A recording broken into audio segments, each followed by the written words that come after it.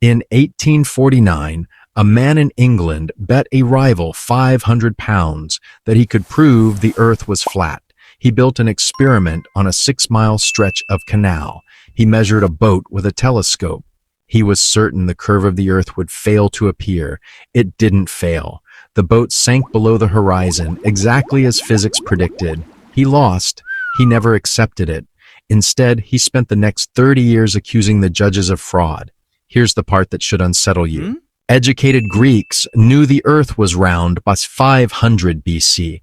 Eratosthenes measured its circumference in 240 BC using nothing but a stick and a shadow. Sailors, monks, and kings all knew it too. The medieval flat earth myth you learned in school never actually happened.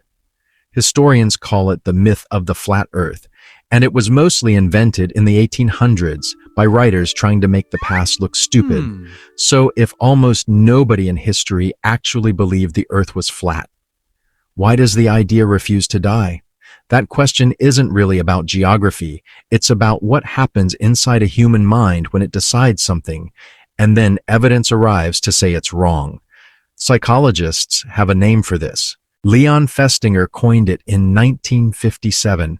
Cognitive dissonance. It's the discomfort of holding two conflicting ideas at once. And the mind hates that discomfort so much, it will often reject the new information rather than sit with it. Festinger didn't study flat earthers. He studied a doomsday cult. In 1954, a group believed the world would end on December 21st. It didn't. Instead of admitting they were wrong, most of the group decided their faith had saved the planet, and they believed even harder afterward. Sound familiar? This is the pattern behind almost every flat earth believer alive today. It's rarely about telescopes or horizons. It's about identity. Once the earth is flat becomes part of who you are. Every photo from space, every satellite, every curved horizon becomes an attack, not on a fact, but on you. There's a modern case that makes this brutally clear. In 2020, a man named Mike Hughes died launching himself in a homemade steam rocket, trying to reach an altitude high enough to see the Earth's shape for himself. He wasn't a fringe outsider mocking people from a distance. He believed it enough to risk his life proving it. That's not stupidity. That's conviction without brakes. So what makes a belief that strong? Researchers studying modern flat earth communities, including a 2019 study presented at the American Geophysical Union, found something surprising. Believers weren't simply misinformed. Many described a specific moment, a late-night video, a forum, a community that finally made them feel like they understood something everyone else had missed. That feeling is powerful. Being in on it is one of the strongest drugs the human brain produces. That means the modern flat earth movement isn't really about physics at all.